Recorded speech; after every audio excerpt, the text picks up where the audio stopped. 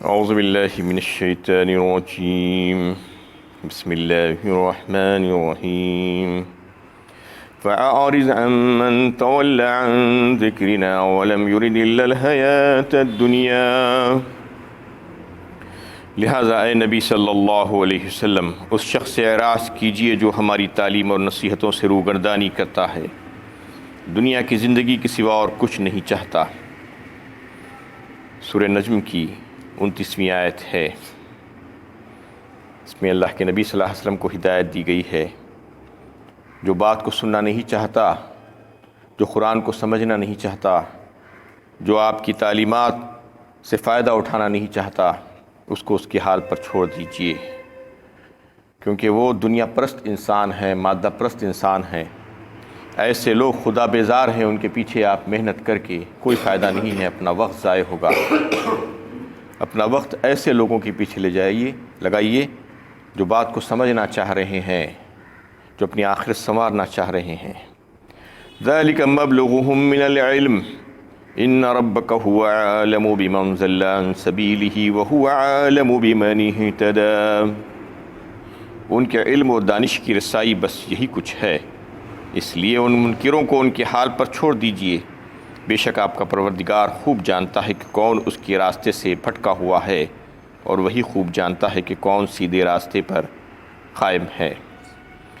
اس میں اللہ تعالیٰ نے واضح فرما دیا کہ ان کا علم یہیں تک ہے بس، اور اللہ تعالیٰ بہتر طور پر جانتے ہیں کہ کون ہدایت یافتہ ہے اور کون بے راہ ہے۔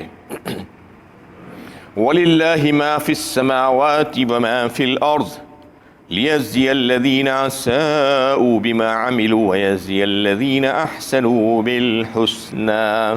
اور جو کچھ آسمانوں میں ہے اور جو کچھ زمین میں ہیں وہ سب اللہ ہی کے اختیار میں ہیں، تاکہ جن لوگوں نے برے کام کیے انہیں ان کے اعمال کی سزا دے، اور جنہوں نے نیکیاں کی ہیں انہیں بہترین جزا دے۔ اس میں اللہ تعالیٰ ایک بات بتا رہے ہیں کہ ہدایت اور ضلالت دونوں اللہ تعالیٰ ہی کے ہاتھ میں ہیں۔ جو ہدایت کا طالب ہوتا ہے اللہ تعالیٰ اس کو ہدایت عطا فرماتے ہیں، اور جو ہدایت کے لیے کوشش نہیں کرتا اس کو گمراہی کے گڑھے میں ڈھکیل دیتے ہیں۔ اور پھر ایک اصول ہے کہ جو نیکوکار ہوں گے ان کو اللہ تعالیٰ ان کی نیکی کے بدلے میں جزا دیں گے، اور جو برائی کرتے رہیں گے ان کو اس کی سزا بھی ملنے والی ہے۔ الذين يجتنبون كبائر الإثم والفواحش إلا اللمم إن ربك واسع المغفرة هو أعلم بكم إذا انشأكم من الأرض بين أنتم أجنة في بطون أمهاتكم فلا تزكوا أنفسكم هو أعلم بمن اتقى۔ یہ وہ لوگ ہیں جو کبیرہ گناہوں اور بے حیائی کی باتوں سے پرہیز کرتے ہیں، سوائے اس کے کہ ان سے کچھ قصور سرزد ہو جائے۔ بے شک تمہارا پروردگار بڑا ہی بخشنے والا اور بڑا ہی رحمت کا مالک ہے۔ وہ تمہیں اس وقت سے خوب جانتا ہے جب تم کو زمین سے پیدا کیا، اور جب تم اپنی ماؤں کے پیٹ میں جنین ہی تھے۔ بس اپنے آپ کو قابل تعریف نہ سمجھو، وہی خوب جانتا ہے متقی کون ہے۔ اس میں اللہ تعالیٰ کبیرہ گناہوں کے تعلق سے بیان فرما رہے ہیں کہ جو کبیرہ گناہوں سے بچا رہتا ہے۔ کبیرہ گناہ کسے کہتے ہیں؟ کبیرہ گناہ میں اختلاف ہے کہ بعض حضرات کچھ کہتے ہیں، بعض حضرات کچھ کہتے ہیں۔ اصل بہت سے علماء کرام اور مفسرین کی رائے کبیرہ گناہ کے متعلق یہ ہے کہ وہ گناہ جس پر قرآن میں لعنت کے لفظ آئے ہیں اور جس پر حد جاری ہوئی ہو اللہ کی طرف سے سزا، اور جس کو حرام قرار دیا گیا ہو، اور جس کے تعلق سے بڑی سخت وعیدیں آئی ہو، یہ تمام کے تمام کبیرہ گناہ ہیں۔ جیسا کہ سب سے بڑا کبیرہ گناہ میں سے یہ ہے کہ اللہ کے ساتھ کسی اور کو شریک کرنا، اور ماں باپ کی نافرمانی کرنا، یہ بھی کبیرہ گناہوں میں سے ہے۔ نہ صرف کبیرہ بلکہ کبائر، کبیرہ میں بھی بڑے جو ہیں وہ شرک اور ماں باپ کی نافرمانی اور جھوٹ بولنا، جھوٹی گواہیاں دینا، یہ سب کے سب کبیرہ گناہوں میں سے ہے۔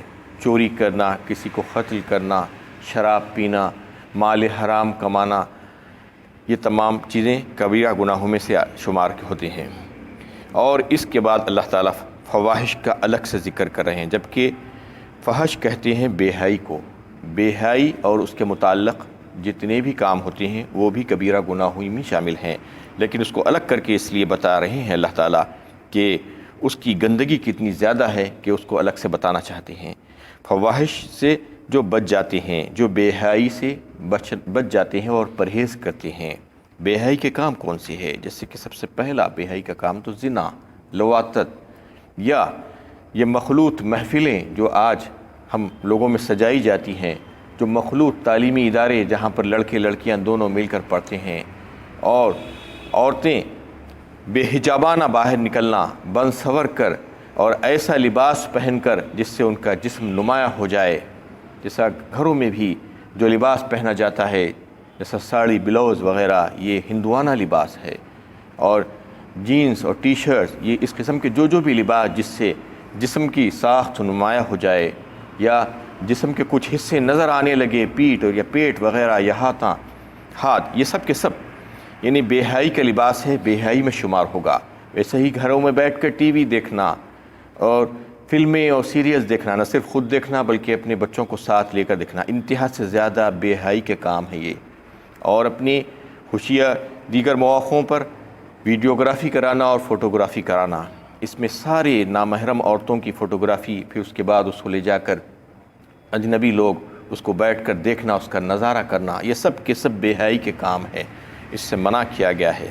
اس میں اللہ تعالیٰ ان لوگوں کی تعریف فرما رہے ہیں کہ جو بچ جاتے ہیں کبیرہ گناہوں سے بھی اور فحش اور بے حیائی کے کاموں سے بھی. جتنے بھی بے حیائی کو فروغ دینے والے جو بھی کام ہو سکتے ہیں، جو رسالے، جو میگزینس اور دیگر جو بھی چیزوں کے ذریعے سے بے حیائی گھروں میں آ سکتی ہے، ان تمام کاموں سے رکنا چاہیے. اس میں اس کو بے حیائی قرار دیا گیا ہے. الا اللمم فرمایا اس کے بعد.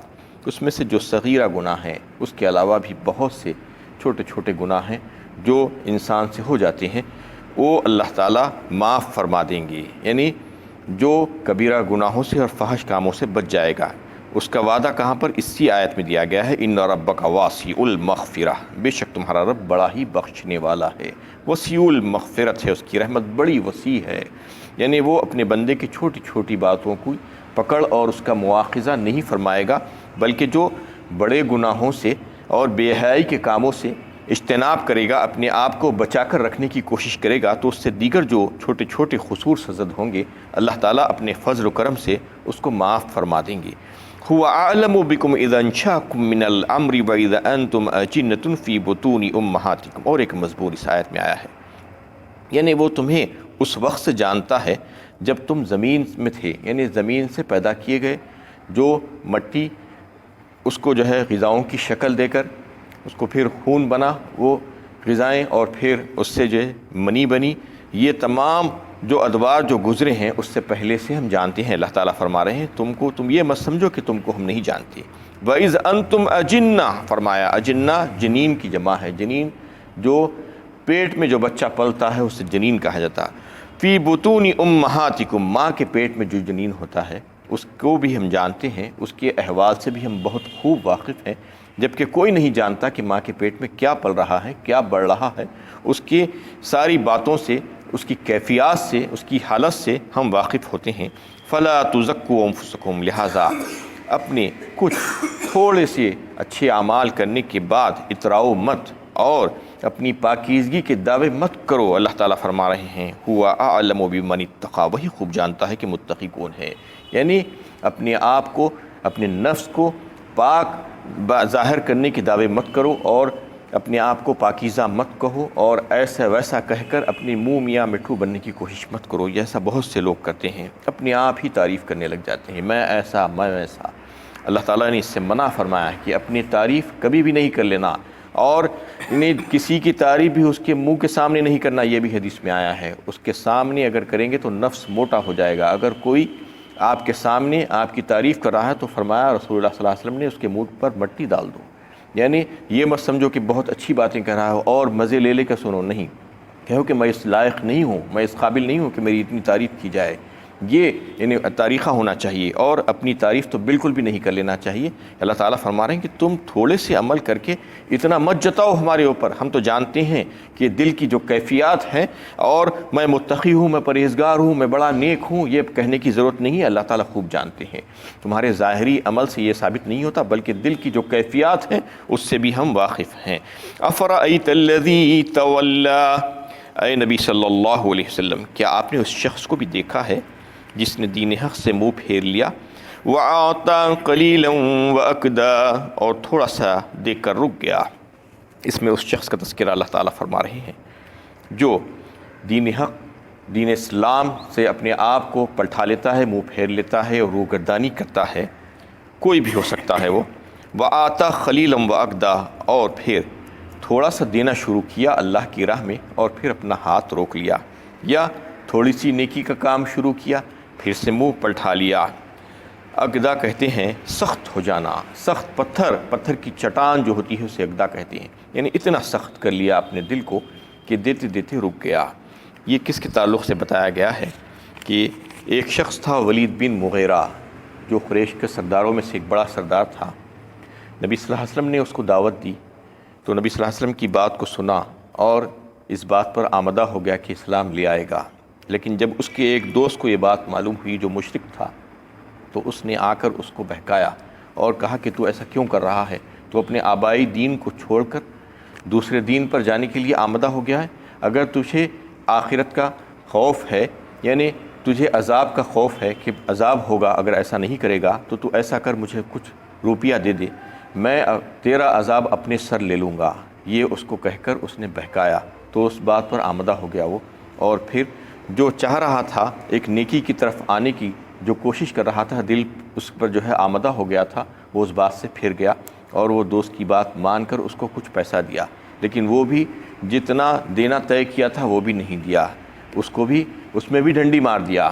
اس میں جو ہے یہ بات بتائی اللہ تعالیٰ نے، ایک واقعہ اس کے سلسلے میں آیا ہے، اور اس کے اگر معنی کے اعتبار سے اگر دیکھیں تو یہی ہے کہ کوئی انسان اللہ کی راہ میں خرچ کرنا شروع کرتا ہے، اس کے بعد پھر اپنا ہاتھ روک لیتا ہے، یا نیکی کا کام شروع کرتا ہے پھر سے پلٹ جاتا ہے، تو اس کا مطلب کیا ہے کہ جو خرچ کر رہا تھا وہ یہ سوچنے لگا کہ اب مزید اور خرچ کرتا جاؤں گا تو پورا مال خرچ ہو جائے گا۔ تو اللہ تعالیٰ اس آیت میں فرما رہے ہیں اَعِندَهُ عِلْمُ الْغَيْبِ فَهُوَ يَرَىٰ، کیا اس شخص کے پاس غیب کا علم ہے کہ اس کو دیکھ رہا ہے، یعنی وہ کیا جانتا ہے؟ اس کے بارے میں اللہ تعالیٰ فرما رہے ہیں کہ کیا اس کو یہ معلوم ہو گیا ہے، گویا کہ وہ اگر خرچ کرے گا تو اس کا سارا مال خرچ ہو جائے گا، اور پھر اللہ تعالیٰ اس کو نیا مال نہیں عطا فرمائیں گے، اس کو معلوم ہے۔ یعنی اس کے تعلق سے جو ہے کئی ایک آیتیں آپ کو ملیں گی کہ اللہ تعالیٰ فرما رہے ہیں کہ جو کوئی بھی اللہ کی راہ میں خرچ کرتا ہے تو پھر اللہ تعالیٰ اس کو مزید عطا فرماتے ہیں، اور یہ سلسلہ نہ صرف مال میں ہوتا ہے بلکہ ساری چیزوں میں ہوتا ہے۔ یہ دنیا بھر کی چیزوں میں آپ دیکھ سکتے ہیں اس کو، کہ آپ کے پاس کوئی چیز آپ لاتے ہیں، آپ اس کو خرچ کر دیتے ہیں تو پھر نئے سرے سے نئی چیز آپ کے پاس آ جاتی ہے۔ پانی آپ بھر کے رکھتے ہیں، پانی خرچ ہوتا ہے، اس کے بعد نیا پانی آتا ہے۔ ویسے ہی جسم میں توانائی ختم ہوتی ہے، خرچ ہوتی ہے، آپ آرام کرتے ہیں، اس کے بعد نئی توانائی اللہ تعالیٰ آپ کو عطا فرما دیتی ہے۔ اور ایک سائنٹیفک بات یہ ہے کہ انسان کی باڈی میں جو سیلز ہیں اس کا ایک پیریڈ ہے، سائیکل ہے، وہ سائیکل ختم ہوتے اس کے لائف سیلز پورے ختم ہو جاتے ہیں، پھر نئے سیلز بن جاتے ہیں، یعنی پورے کا پورا انسان تقریباً نیا ہی بن جاتا ہے، لیکن اس کو پتہ نہیں چلتا کہ وہ اندر سے نیا بن گیا ہے۔ تو ایسا فریش کرتے رہتے ہیں اللہ تعالیٰ اس میں یہی بتانا چاہ رہے ہیں کہ تم خرچ کرو گے تو ختم نہیں ہوگا، بلکہ ہم اس کے بعد دیتے جائیں گے، نیا دیتے جائیں گے۔ یہ اس میں اس کو جو ہے تنبیہ کی گئی، کیا اس کو علم تھا غیب کا کہ وہ خرچ کرنے سے رک گیا؟ ام لم ينبع بما صحف موسیٰ و ابراہیم الذی وفا، کیا اس کو ان باتوں کی خبر نہیں پہنچی جو موسیٰ علیہ السلام اور ابراہیم علیہ السلام کے صحیفوں میں بیان ہوئی ہے؟ اس میں اللہ تعالیٰ تذکرتاً یہ بات پوچھ رہے ہیں، موسیٰ علیہ السلام کو جو صحیفہ دیا گیا تھا وہ توریت تھی، اور ابراہیم علیہ السلام کو بھی صحیفے دیے گئے تھے، اور ان کے تعلق سے اللہ تعالیٰ نے تعریف فرمائی کہ ابراہیم الذی وفا، ابراہیم علیہ السلام نے وفاداری کی اور اللہ سے کیے ہوئے عہد کو انہوں نے پورا کیا۔ اللہ تعالیٰ سے کون سے عہد کیے تھے انہوں نے؟ بہت سے عہد و معاہدے اللہ تعالیٰ سے کیے تھے کہ اللہ تعالیٰ کا پیغام لوگوں تک پہنچائیں گے، چاہے اس میں کتنی تکلیف ان کو ہو، کتنی آزمائشوں میں ان کو پڑھنا پڑے، لیکن وہ کام کر کے رہے، اور وہ کئی ایک آزمائشیں ان کے اوپر سے گزری، امتحانات اللہ تعالیٰ نے ان سے لیے، اور ان تمام میں وہ کامیاب ہو گئے۔ اللہ تزر وازرۃ وزر اخری، یہ کہ کوئی بوجھ اٹھانے والا دوسرے کا بوجھ نہیں اٹھائے گا۔ یہ بہت اہم آیت ہے۔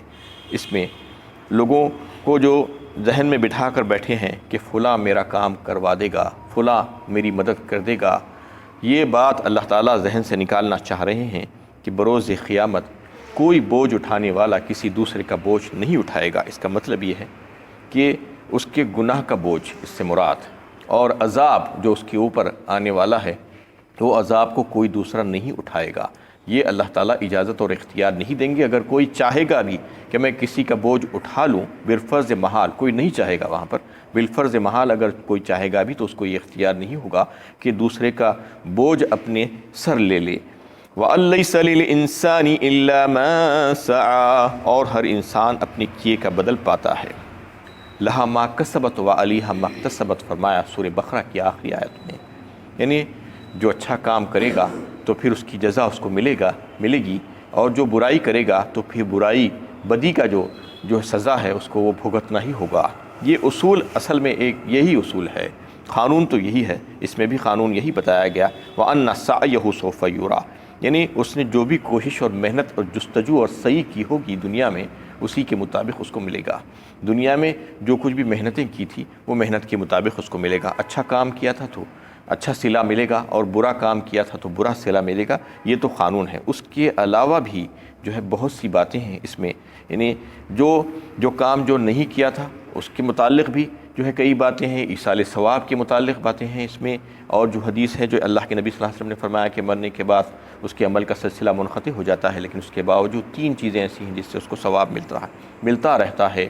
تو یہ بہت سی باتیں ہیں اس آیتوں کے متعلق، انشاءاللہ کل اس پر بات ہوگی۔ وآخر دعوانا ان الحمدللہ۔